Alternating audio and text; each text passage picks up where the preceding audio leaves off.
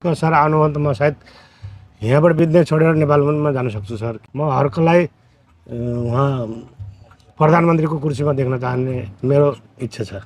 चुनाव आउँदैछ अब फागुन 21 मा तपाईले छ नि अब त्यो के नेताप्रति के छ त्यस्तो गुनासो? नेता त नभनौँ सर, अब नेतालाई नेता भन्ने नेता भइदिए भए त देश बनाएरै छोड्थे होला।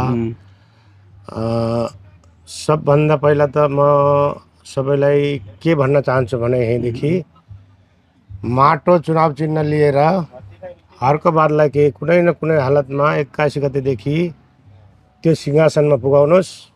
अनि बल्ल सायद मैले फेरि यस्तो पनि होइन, मैले हर्क सरलाई चिने पनि छैन, भेटे पनि छैन, यही देखे पनि छैन, भेटघाट केही फेसबुकमा चाहिँ देख्नुभयो होला। त्यही फेसबुकमै र वाट्सएप भाइबरमा देखेको सर। तर उहाँको नीति मलाई साह्रै नै राम्रो लाग्छ। उहाँ आफै मेहनत गरेर आफै जस्तो हामी सोचेर काम गर्छौँ त्यही हिसाबले उहाँ काम गर्नुहुन्छ। तपाईलाई चाहिँ नि हर्क साम्पाङको के कुरा मन पर्यो? उहाँको सबभन्दा त उहाँले भन्नुहुन्छ नि ऋण काटेर घिउ खाने होइन, यो मलाई बहुत मनपर्छ। हेर्नुहोस्, आफ्नो घरमा छैन भने जो छ त्यही खाएर सुताउनु। अब अर्कासँग भिख मागेर ल्याएर तपाईँ मासु खानुहुन्छ, कोट लगाउनुहुन्छ, उहाँ चिल्ला जुत्ता लगाएर घुम्नुहुन्छ, देशलाई कङ्गाल बनाउनु भएको छ। त्यो हुनाले म हर्कबहादुरलाई सबभन्दा मन पराउने काम उहाँले आफ्नै माटोमा गरेर आफ्नो देश बनाउँछ भन्नुभएको छ, त्यही नै मलाई ठुलो सबभन्दा मन पर्छ। धेरैजना बालेन भन्छन् त अहिले। बालेन र ज्ञाने राजा एउटै हुन हजुर। यिनीहरू खुपीमा बसेका ऊ जस्तै यिनलाई एकचोटि गएर एकै दिनमा तपाईँ कहिले भेट्न पाउनुहुन्न। हर्कलाई तपाईँ दिनमा 25 चोटि भेटिहाल्नुहुन्छ।